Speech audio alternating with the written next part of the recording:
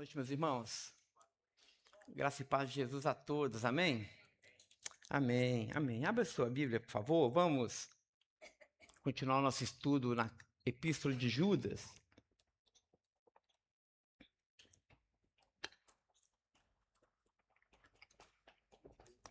Enquanto os irmãos procuram, eu peço a compreensão de todos. Nós estamos sem água, na verdade, vários bairros de BH estão sem água. Nossa igreja também ficou sem. Então, peço a compreensão de todos. Por conta disso, nós não teremos o nosso tradicional chazinho, que eu sempre faço com muito carinho, mas hoje acabou que a gente está sem água, a gente não vai poder ter o chazinho. Mas o desafio que será feito no final do culto será, já que a gente não pode tomar um chazinho quentinho, a gente vai dar uns 40, 50 abraços bem quentinhos, tá certo? Para substituir o nosso chá. E esse segundo aviso é que no próximo domingo, pela manhã, já é o nosso primeiro domingo do mês, então a gente vai ter a nossa Ceia Ágape. Então esteja conosco, participe conosco, traga seu lanchinho, para que a gente tenha uma manhã muito abençoada. Com a graça de Deus, não teremos falta de água, então a gente vai ter chazinho, vai ter café, vai ter bolo, vai ter muita coisa gostosa, e você não pode ficar de fora. Muito bem. Muito bem, então, Epístola de Judas.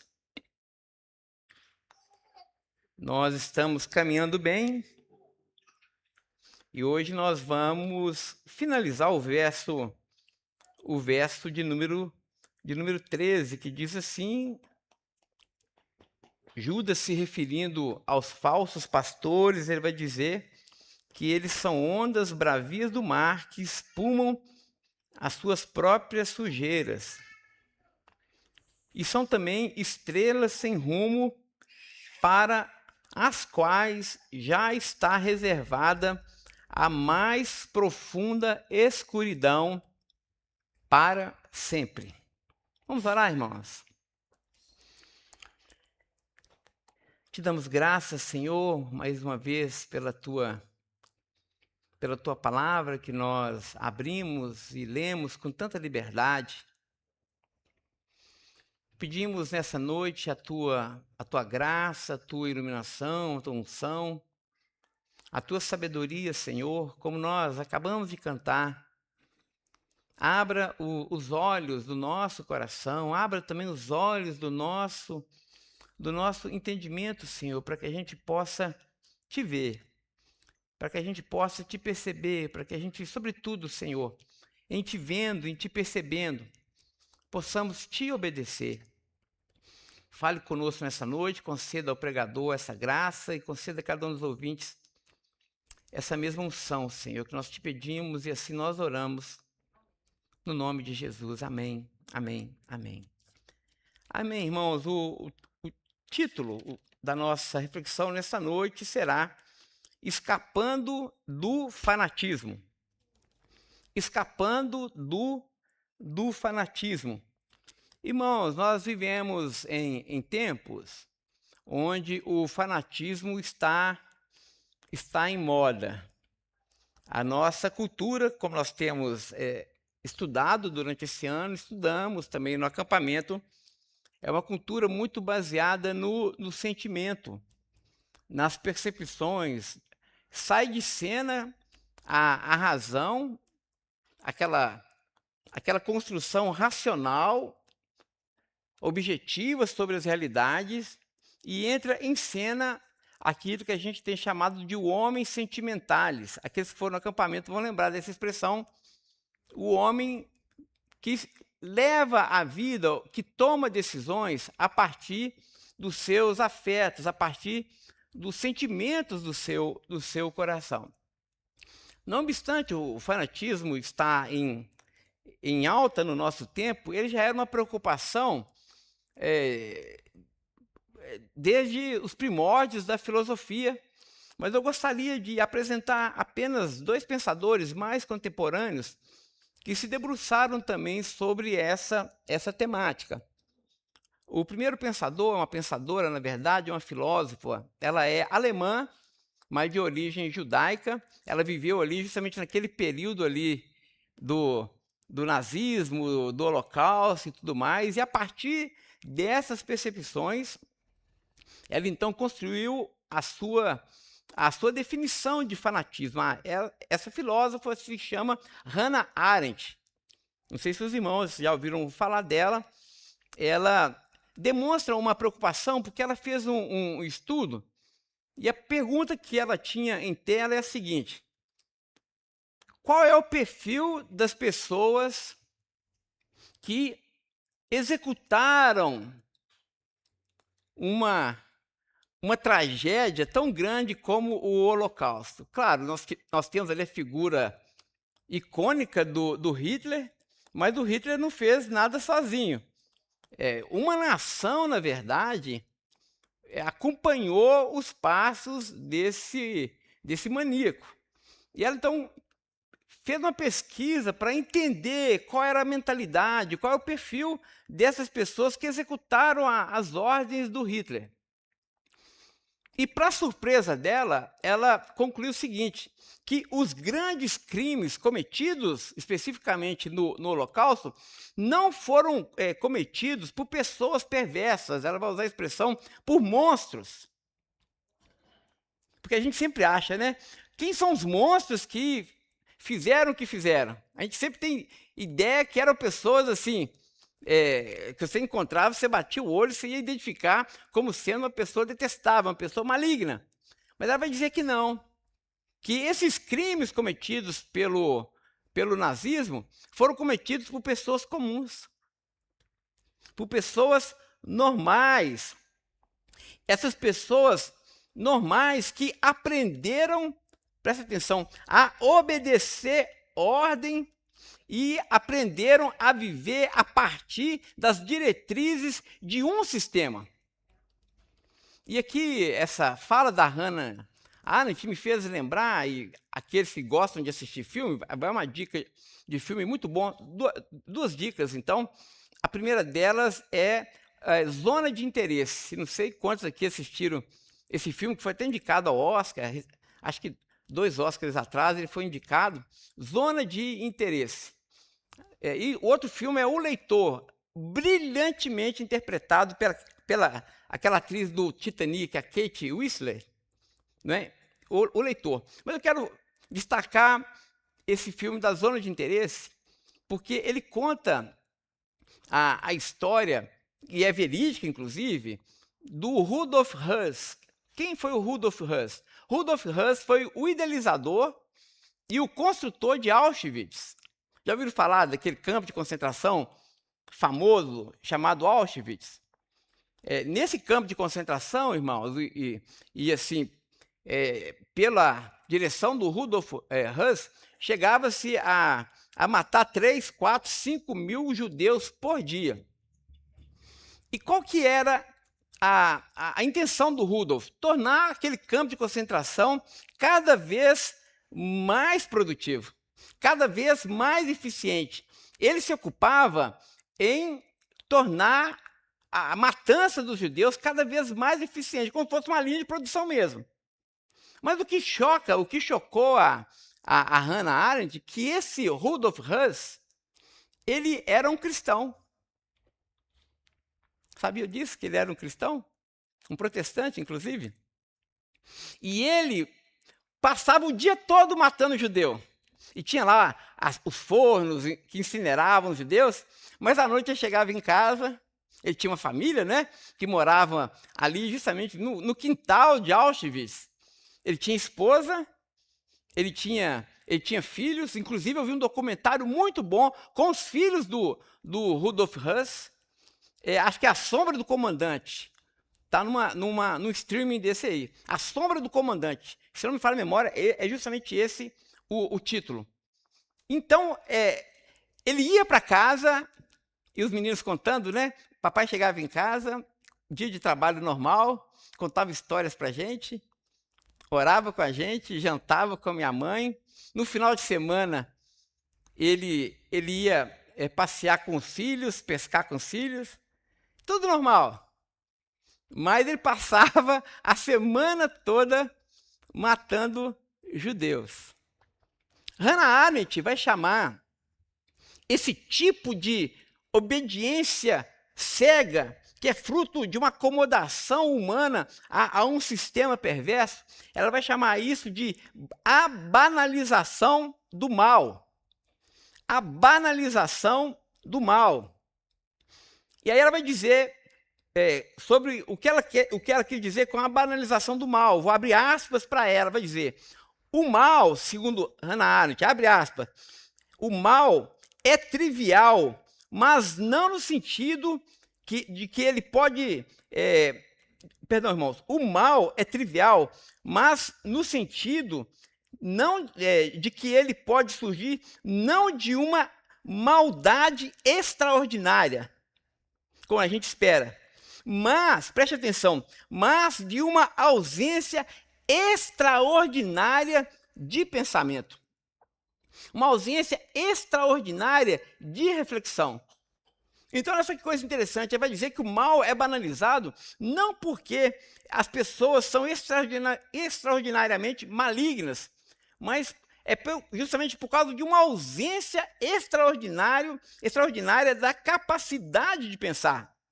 E ela ainda vai dizer que a ausência do pensamento, meus irmãos, quando a gente não reflete nas nossas atitudes, quando a gente segue uma liderança de forma cega, a ausência desse pensar e desse discernimento torna o fanatismo não apenas possível, mas ela vai dizer, torna o fanatismo inevitável.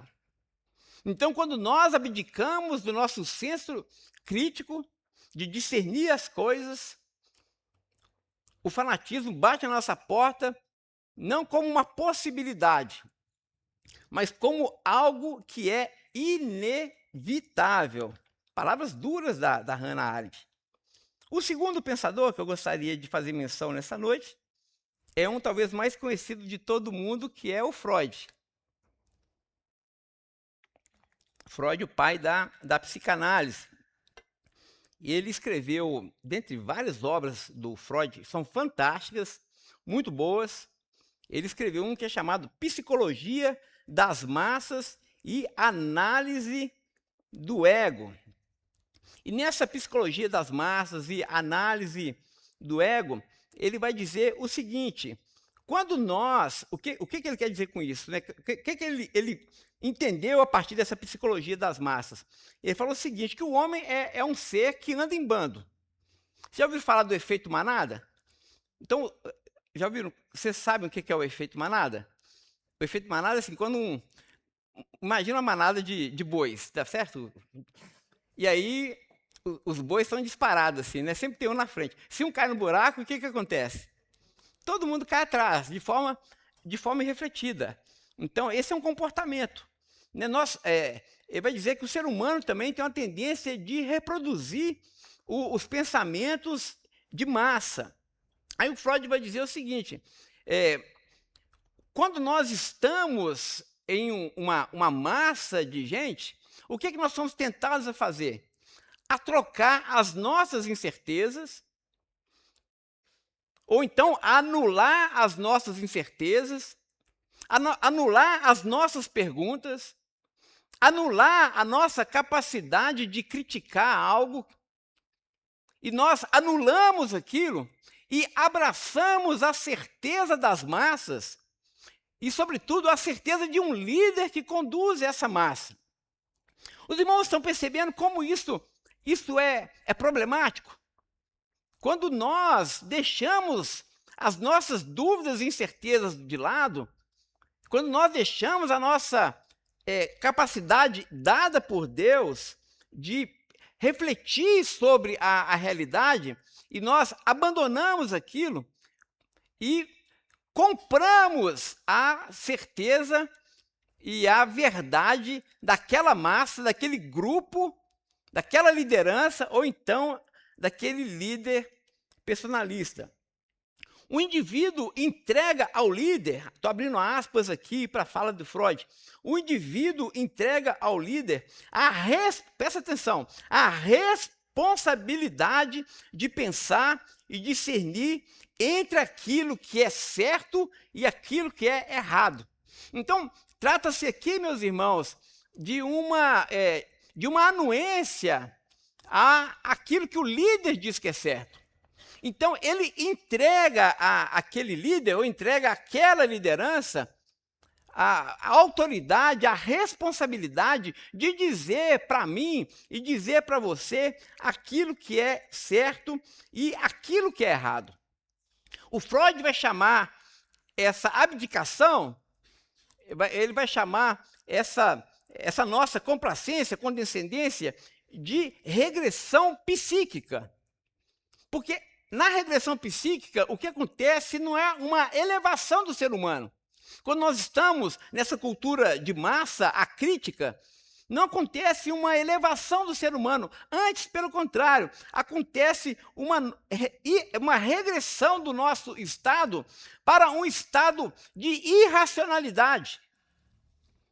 Quando nós deixamos de pensar, quando nós deixamos de criticar, facilmente os nossos comportamentos se tornam irracionais, irrefletidos.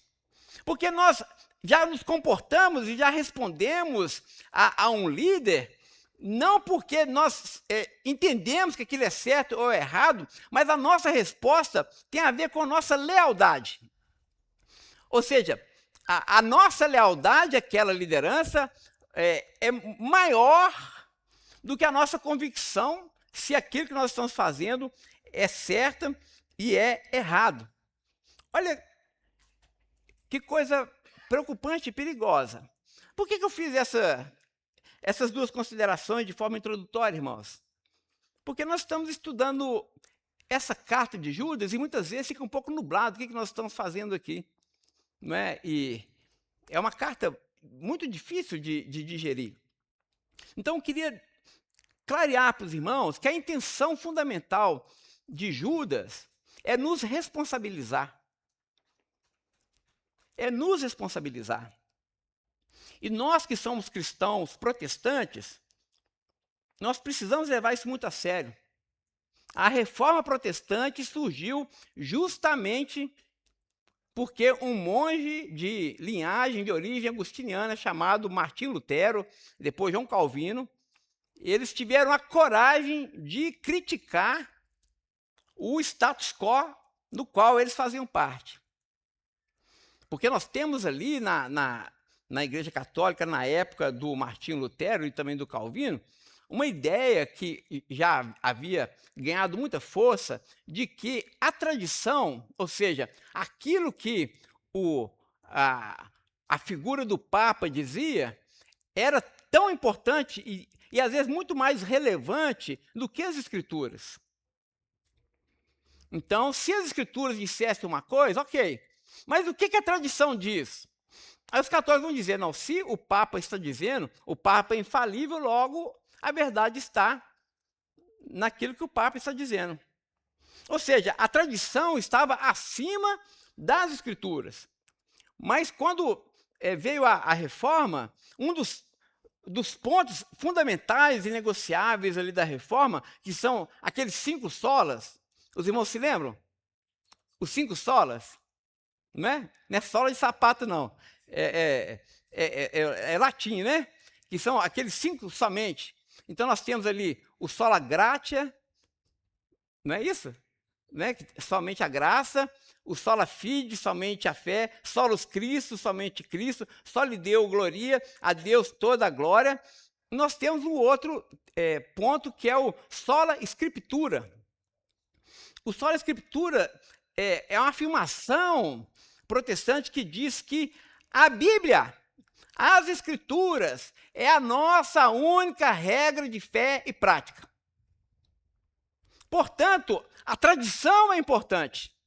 O ensino que nós herdamos dos nossos antepassados, meus irmãos, é muito importante. É muito importante. Mas essa tradição e essa herança teológica que nós herdamos, ela não é mais importante e ela não é mais autoritativa do que a palavra de Deus.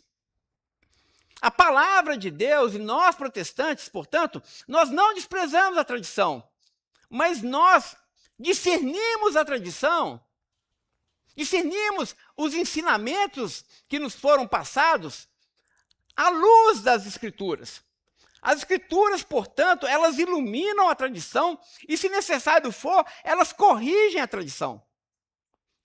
É justamente isso que nos torna protestantes, porque nós protestamos contra justamente esses pontos. Então, a palavra de Deus, ela está acima, ela é o critério último, a régua das réguas para medir todo o nosso fazer. Existe um princípio também, dentro da tradição reformada, que é o princípio seguinte, que nós, cada cristão é um sacerdote diante de Deus.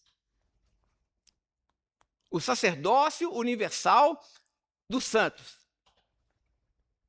Isso significa afirmar que não apenas o pastor, no domingo à noite, tem a autoridade e a responsabilidade de ler as Escrituras, interpretar as Escrituras, compreender as Escrituras e transmitir as Escrituras. Essa é uma responsabilidade pastoral, mas é também uma responsabilidade de cada cristão. Cada cristão. Então, todos nós, meus irmãos, todos nós que estamos assentados aí, os irmãos estão assentados no banco, nós temos a responsabilidade de domingo após domingo e depois também nas igrejas eletrônicas que acontecem durante a semana, nós temos a responsabilidade de, diante de Deus, iluminados pela luz dessa palavra, discernir e julgar de forma diligente e criteriosa tudo aquilo que nós temos recebido antes de acolhermos aquilo no nosso coração como sendo verdadeiros. Esse é o bem inegociável da nossa fé. Judas estava preocupado justamente com isso, porque já naquele tempo, imagina hoje, muitos falsos apóstolos, muitos falsos pastores têm surgido e têm se multiplicado, meus irmãos, entre nós. Muitas igrejas que têm ali na porta, igreja, não importa a denominação, batista, presbiteriana, seja o que for, mas muitas igrejas também têm se multiplicado, onde, meus irmãos, infelizmente, os membros entregaram aos pastores, aos seus líderes, a responsabilidade intransferível que eles têm de julgarem por si mesmos as Escrituras e discernirem os espíritos. E quando nós fazemos isso, nós temos aqui um terreno fértil para que o fanatismo aconteça. Para que essa cultura de massa, esse comportamento de manada, seja algo extremamente atrativo para nós. No texto que nós lemos, Judas vai dizer, se nós estamos acompanhando os estudos, né? Judas vai dizer que esses falsos pastores, eles já estão condenados. Aquelas pessoas que estão ensinando o erro, elas já estão condenadas. E ele traz palavras duras. Ele vai dizer no texto que nós lemos que essas pessoas são como estrelas errantes. Olha que linguagem que ele usa aqui, estrela errante. Mais uma linguagem náutica. E os marinheiros sabiam muito bem o que é isso. Eles estavam precisando, não tinha bússola, não é? Eles precisavam se guiar por uma estrela. Às vezes eles confiaram numa estrela, só que aquela estrela, ela era errante, todo mundo errava junto. Judas vai dizer, esses pastores são estrelas errantes. E ele vai dizer, para essas estrelas já está reservado a profunda negridão das trevas. Eles estão condenados para sempre. É isso que está escrito na sua Bíblia. Nós vimos no domingo passado que na teologia de Judas, esses falsos pastores são irredimíveis. Eles não se convertem mais. Olha que palavra dura.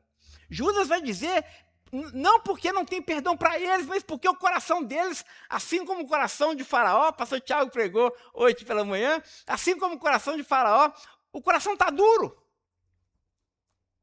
Eles estão cauterizados.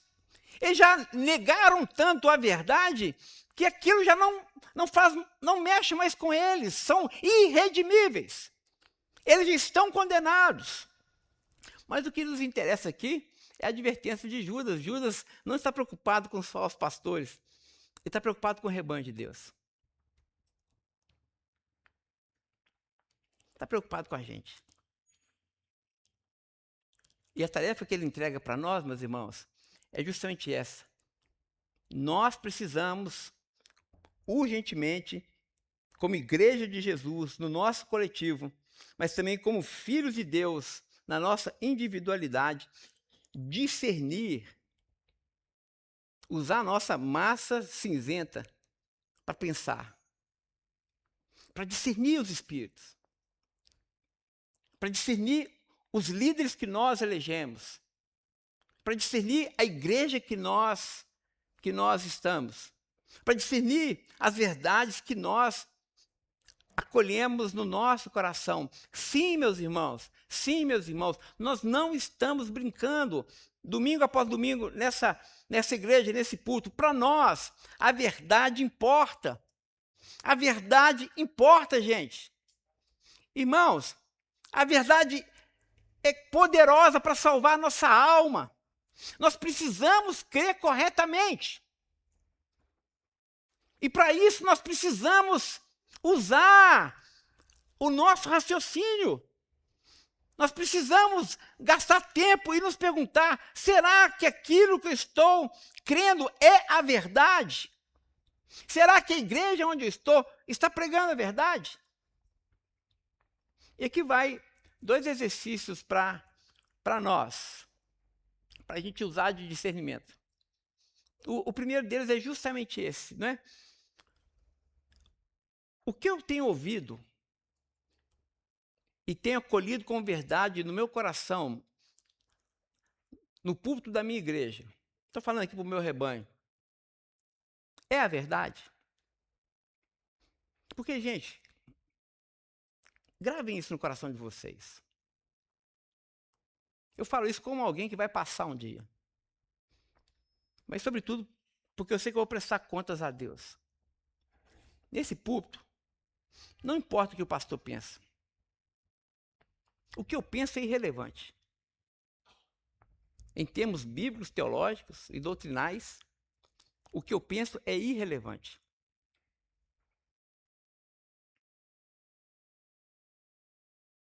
O que você pensa, em termos de fé, também é irrelevante. As suas opiniões são secundárias. A pergunta que nós temos que fazer é bíblico? É bíblico? O que nós sentimos é irrelevante. Não importa se você estava... Hoje o Washington falou bastante sobre isso, né? Sobre a questão do sentimento. Você pode vir à igreja, você pode se emocionar. A emoção faz parte da nossa salvação. É importante a gente sentir aquele calor gostoso que invade nossa alma. A gente pode chorar, a gente pode rir, a gente pode pular. Se você quiser fazer igual a Gigi e vir aqui à frente, dar umas cambalhotas, você pode fazer. Nós somos livres. Deus nos fez seres inervados, nós temos nervos passando em todas as partes do nosso corpo. Então, as emoções e a emoção é criacional, faz parte da nossa vida e comunhão com Deus. Ótimo. Mas aquilo que nós sentimos, meus irmãos, diante de Deus, é irrelevante.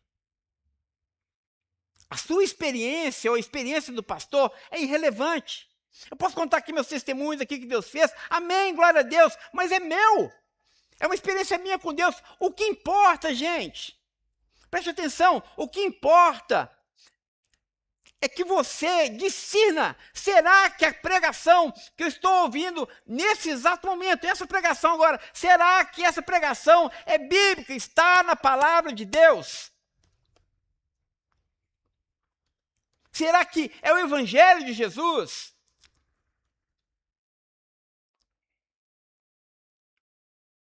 Se for, acolha no seu coração. Acolha no seu coração como palavra de Deus. Mas se não for, não acolha. Então, antes de você escolher uma igreja, ou antes de você ouvir um pregador, tenha isso no seu coração. Nós não escolhemos uma igreja, meus irmãos, porque nós nos sentimos bem ali. Tá certo? Porque, em última análise, a igreja não foi feita para que você se sinta bem. Nós não vamos a uma igreja para dar apenas uma apresentação para Deus, como se Deus precisasse do nosso louvor e precisasse daquela organização e tudo mais, né? O culto, na verdade, é uma convocação que Deus faz ao seu povo para que o seu povo possa ouvir a sua voz, para que o seu povo haja responsivamente a ação do Espírito de Deus. É Deus quem promove o culto, é Deus quem promove o louvor entre nós, é Deus, por meio do seu Espírito, que exalta a Jesus Cristo. Não somos nós que, por nossas forças e méritos, exaltamos a Jesus e magnificamos a Jesus e tornamos a presença de Jesus evidente. Irmãos, a gente pode fazer a dança da chuva, a gente pode fazer aqui a dança da descida do Espírito. A gente não produz as coisas de Deus, só Deus é capaz de produzir em nós esses rios de água viva que inundam a igreja. Portanto, a gente tem que abdicar dessa ideia tola, mesquinha, que nós é que produzimos algo para Deus. Então a igreja não é esse lugar onde nós nos arrepiamos e traduzimos aquele arrepio, aquele emocionalismo, como sendo experiência com Deus. Nós não devemos, portanto, gente, é isso que Judas está dizendo aqui. Nós não podemos eleger uma igreja a partir dos nossos sentimentos. Mas nós precisamos escolher uma igreja, para usar um jargão, uma frase que eu vi em algum lugar aí, que eu sempre ouço. A gente não deve escolher uma igreja perto da nossa casa. A gente precisa escolher uma igreja perto da nossa... Isso, perto da nossa Bíblia. Não é assim? Nunca viram isso? Não escolha uma igreja perto da sua casa. Escolha uma igreja que está perto da sua Bíblia. Então, nós nos esforçamos aqui, como igreja, a estarmos cada vez mais perto das Escrituras. Perto das Escrituras. Irmãos, Deus sabe, e do meu coração, e esse é o meu esforço. Nós queremos, como liderança, como a pastoral dessa igreja, conduzir o rebanho cada vez mais perto dessa palavra, cada vez, de forma inegociável. Eu sei, gente, como eu falei no domingo passado, as nossas pregações não são muito populares, eu sei disso, gente. Não dá muito ibope, às vezes a gente não fica tão assim feliz, não é? Mas é uma tarefa que Deus nos deu de conduzir o rebanho, para que o rebanho possa ouvir não aquilo que é popular, mas aquilo que é verdadeiro, aquilo que é bíblico. Existe uma grande diferença, gente, naquilo que funciona, naquilo que está na modinha e aquilo que é bíblico. Preste atenção, a Bíblia é a nossa âncora, é a nossa fé, é a nossa regra de fé, é nela que nós devemos nos firmar, sem olhar para a direita nem olhar para a esquerda. Nós precisamos medir esse mundo e julgar esse mundo a partir das Escrituras, e não o contrário, deixar que o mundo julgue a nossa fé a partir dos seus parâmetros. Nós é que julgamos o mundo. Então aqui vai um conselho, por isso nós estamos estudando Judas, e vai um conselho: discirna a sua liderança. Discirna a sua igreja. Eu sei que eu estou falando, a maioria aqui são membros da nossa igreja, mas use o seu discernimento. Meu irmão, por amor ao seu pastor, por amor a essa igreja, não deixe de pensar. Não deixe de refletir por que você faz o que você faz. Por que a igreja está fazendo o que ela está fazendo. Use o seu discernimento e seja um profeta de Deus, seja um agente de Deus, para que a verdade se estabeleça no meio da igreja. Esse é o primeiro ponto de discernimento. O segundo convite que Judas nos faz, o primeiro é bem objetivo, é você julgar a palavra que está sendo pregada a partir da régua das Escrituras. Isso é muito objetivo. Isso usa a nossa mente, isso provoca a nossa teologia, mas o segundo é de observação. Isso tem a ver com algumas questões de sentimento, de percepção. O segundo discernimento, e aqui Judas parece estimular isso também nos seus ouvintes, é: olhe para a vida da sua liderança. Olhe para os seus líderes. Porque às vezes a gente pode, até como líder, como pastor, como pastoral da igreja, ser muito bíblico. Muito bíblico. Pregar tudo certinho. Os fariseus eram muito bíblicos. Os fariseus pregavam tudo certinho. Né? Eles estavam ali, eles iam na minúcia da lei. Eles pregavam uma coisa e Jesus até elogiou. Olha, vocês até que pregam bem. Mas só que, Jesus vai denunciar o que dos fariseus? A hipocrisia. Por quê? Os fariseus pregavam uma coisa, mas viviam outra. Aqui vai o segundo discernimento para nós, meus irmãos. Será que a pastoral da minha igreja, será que a minha igreja, será que a liderança da minha igreja, será que os pastores da minha igreja, será que o pastor titular da minha igreja, ele está vivendo o que ele prega? Será que é assim mesmo? Observa a vida da sua igreja, observa a pastoral da sua igreja, observa os valores da sua igreja. Por que nós existimos como comunidade? Quais são os nossos planos? Quais são as nossas prioridades? O que nos leva a querer arrecadar cada vez mais? O que nos leva a querer mudar a fachada da igreja? Qual o espírito que está por trás daquilo? O que nos motiva, meus irmãos, a estarmos juntos? O que está no coração do meu pastor? O que está no coração da minha liderança? Observe isso. Porque, meus irmãos, Deus não nos chamou como igreja a construirmos impérios. Não é o nosso chamado, não é a vocação. Deus não nos chamou a construir impérios. Deus chamou a igreja para que a igreja aponte para o reino que virá.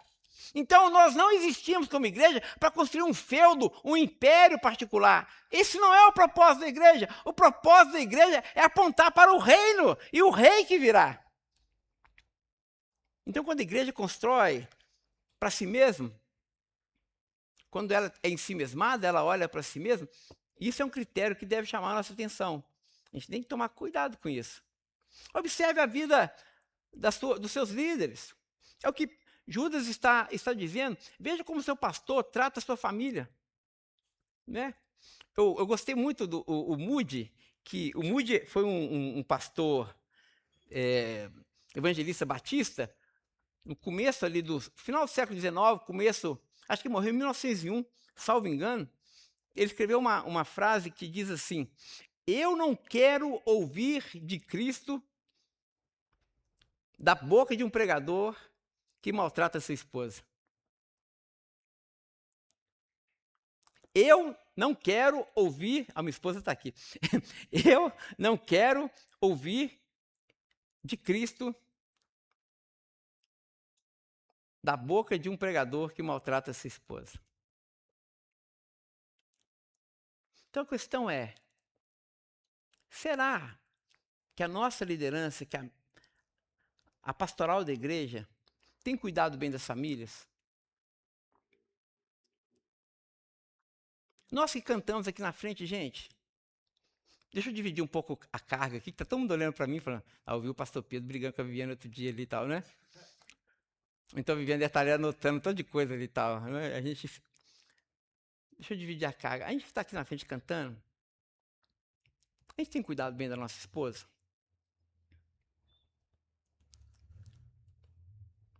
Tem cuidado da nossa casa? Tem cuidado bem do nosso marido?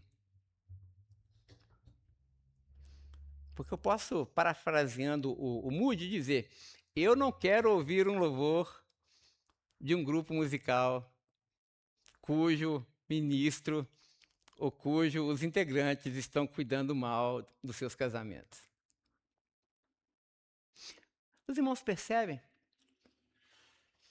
que às vezes a gente, por conta de uma cultura de massa e fazer a máquina e o sistema girar, a gente perde a essência? Porque o culto não pode parar, não é assim? Tem que ter pregação todo domingo à noite, não tem? Já imaginou você chegar no domingo à noite e não ter pregação? Não é? Estranho. Ou então não ter louvor? O show tem que continuar. Não é, gente? Isso é um problema. Quando em detrimento, né, o show funciona em detrimento do nosso testemunho. Quando o nosso culto não acontece na nossa casa.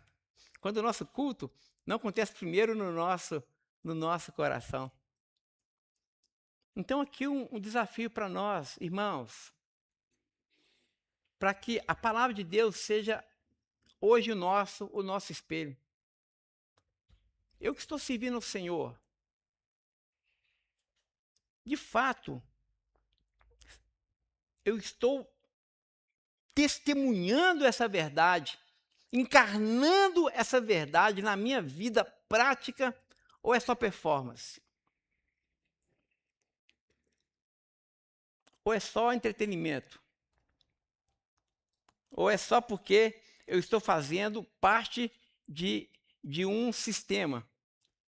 Ou é só porque eu estou seguindo acriticamente um líder que diz que o meu desempenho é mais importante do que a minha santidade?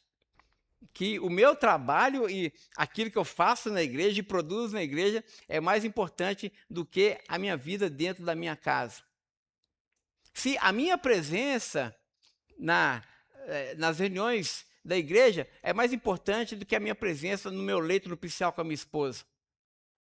Porque muitas vezes, irmãos, em nome de uma cultura gospel que idolatra o culto, o pastor, a denominação e o crescimento, nós sacrificamos nesse altar idólatra a nossa própria sanidade, a nossa própria vida, a vida das nossas famílias, a vida dos nossos amigos. Aí Judas vai nos chamar, sabe de quê? Estrelas errantes. Estrelas errantes. A gente não sabe para onde a gente está indo. E a gente ainda está levando as pessoas atrás da gente. Então que Deus, irmãos, nos abençoe. Nos abençoe. Não é? Para que a gente viva uma vida cristã com responsabilidade, com critério, com discernimento, com diligência, mas sobretudo, irmãos, com santidade, com vida no altar, movida não por uma religiosidade, movida não pelo chicote de um líder, mas por amor a Jesus Cristo. Permita, portanto, que o Espírito de Deus aplique as verdades inegociáveis do Evangelho de Jesus no nosso coração, no nosso interior, nas nossas entranhas. Permita que Jesus de Nazaré, o Filho de Deus, Rei dos Reis, Senhor dos Senhores, aqueça o nosso coração e batize o nosso coração no mais profundo do seu amor, para que a nossa resposta a Deus não seja uma resposta mecânica e meramente religiosa e ensinada à crítica irracional, mas seja fruto de vida que ama a Deus com todo o seu entendimento, com todo o seu intelecto, com todas as suas forças, com toda a sua emoção, que a integralidade, irmãos, do nosso ser, espírito, alma, corpo, todo o nosso ser, apresente-se diante de Deus íntegros e irrepreensíveis, que isso seja uma verdade para nós como igreja, que isso seja uma verdade nos púlpitos dessa igreja, que isso seja uma verdade inegociável na liderança dessa igreja. Nós precisamos seguir a Jesus. Nós precisamos olhar para Jesus, nós precisamos obedecer às palavras de Jesus. Para tanto, precisamos conhecer a sua vontade. E depois que conhecemos a sua vontade, precisamos amar profundamente essa vontade. E permitir que essa vontade nos transforme. Produza um impacto poderoso na nossa casa, gente. Um impacto poderoso nos nossos relacionamentos. Isso é revolucionário. Isso é revolucionário. Isso é o cristianismo. Isso é a vida cristã. Altamente desafiadora. E assim, gente, fechando. E assim, nós não seremos mais como meninos. Palavras do apóstolo Paulo. Para que a gente não seja como meninos que são levados de um lugar para outro por todo o vento de doutrina. Não é assim? Inconstantes. Mas não, nós temos os nossos pés firmados na rocha. Essa é a fé, como Judas vai falar, que foi definitivamente entregue aos santos. Ela é inegociável, nós vamos afirmá-la, nós vamos segui-la, nós vamos vivê-la, para que depois a gente consiga passar para as futuras gerações, para os nossos filhos, para os nossos netos, essa mesma fé. Essa mesma verdade. Para que eles, assim como nós, também não sejam levados por nenhum vento de doutrina. Para que a gente saiba a razão da nossa fé. Para que a gente saiba o que nós estamos fazendo e, mais do que isso, por que nós fazemos. E além, para quem nós fazemos. Nós fazemos para Deus. Nós fazemos para Deus. Eu fecho com uma ilustração em 2 minutos. Não sei se alguém já assistiu, já que eu estou assim hoje muito cinematográfico, um livro que ganhou o Oscar 1970 alguma coisa, chamado Carruagem de Fogo. Já ouviram? Já assistiram Carruagem de Fogo? Carruagem de Fogo é uma história verídica que conta sobre as Olimpíadas e um corredor britânico chamado Eric Liddell. Eric Liddell. Ele era um cristão. E tinha também, rival do Eric Liddell naquela época, um corredor judeu, não me esqueci o nome, mas existia uma grande diferença entre eles. Esse corredor judeu, ele queria correr para alcançar a glória. Alcançar a glória. E aí nas Olimpíadas, Eric Liddell ficou sabendo que a corrida ia acontecer no domingo. Aí ele falou, eu vim aqui para competir, mas no domingo eu não corro. Aí o pessoal, mas por que você não vai correr domingo? Tá aqui Não, domingo eu não corro, porque domingo é dia de eu cultuar o meu Senhor. Domingo não tem corrida para mim, não. Uma coisa boa para nós, né, irmãos? Eric Liddell falou, não, eu me preparei para as Olimpíadas, eu estou preparado, mas não corro. Tentaram convencê-lo, ele falou, não corro. Não corro. Não corro. Aí depois de muita luta lá, e ele não batendo no pé, e passaram a prova para outro dia. Aí ele correu. E o judeu correu também. E o Eric Liddell ganhou a medalha de ouro, inclusive. Aí perguntaram para Eric Liddell, Liddell, agora que você alcançou a glória, o que você tem para nos dizer? O corredor judeu corria para a própria glória. No filme você viu isso de uma forma muito clara. Ele vai dizer o seguinte, não, vocês não entenderam nada. Vocês não entenderam nada. Eu não corro para mim mesmo. Eu não estou correndo para mim mesmo. Quando eu corro para Deus. Eu corro para Deus. Eu não busco glória humana. Eu busco a glória de Deus. Saia daqui com essa pergunta no seu coração. Por que você está correndo?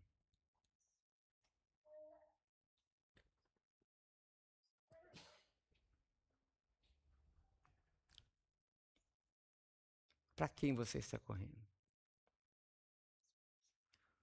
Lá fora diz, não desista dos seus sonhos. Mas a verdade do Evangelho diz, corra para Deus. Viva para Deus. Se dedique a Deus. Discirna a Deus. Corra para a glória dele. Para que a Betel existe? Não para agradar um líder personalista. A Betel existe para a glória de Deus. Nós existimos, irmãos. Razão pela qual Deus não nos mata. Por que a gente tem que viver, né? Entre o já e o ainda não. Nós vivemos entre o já e o ainda não. Para a glória de Deus. Você está casado para a glória de Deus. Você é marido para a glória de Deus. Você é esposa para a glória de Deus. Você cria seus filhos para a glória de Deus. Você estuda para a glória de Deus. Você trabalha para a glória de Deus. A Betel existe, arrecada, constrói, muda e faz. Tudo isso nós fazemos, mas para a glória de Deus, para a glória de Deus, para que o nome de Jesus seja colocado no mais alto lugar. Nós não abrimos mão. Cristo é o centro da igreja. Cristo é o centro da nossa vida. Feche os olhos.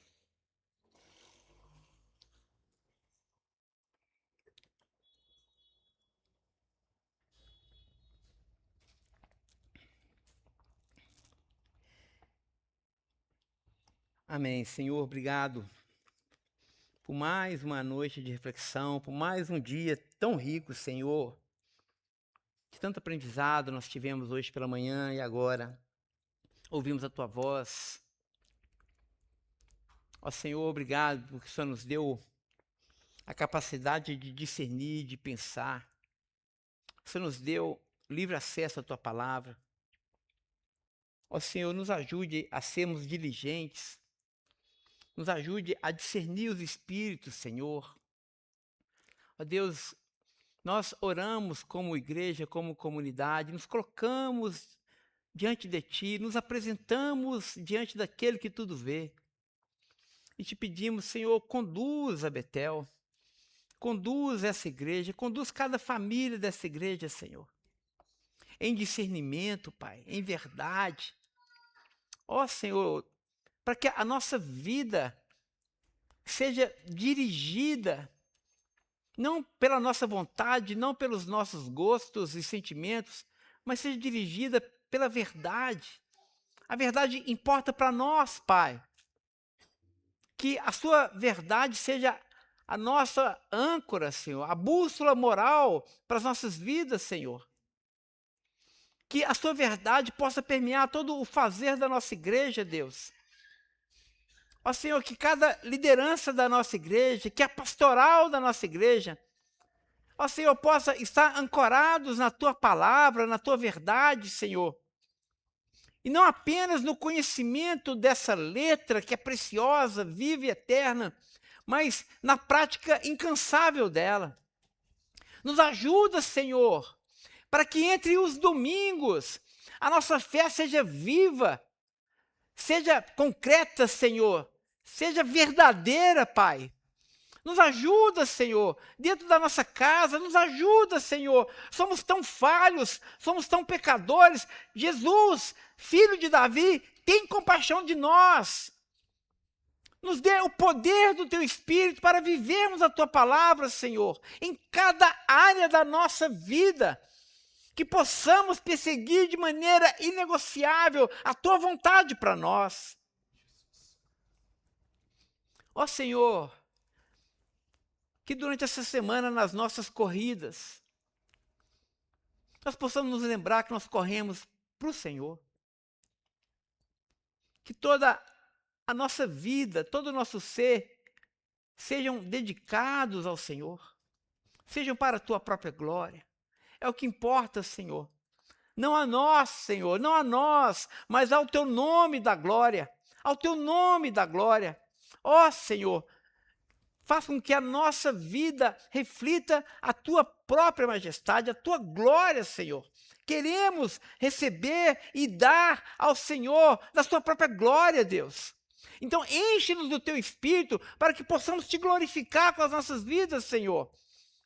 Manifesta em nós a tua verdade, para que possamos proclamar a tua verdade, Senhor.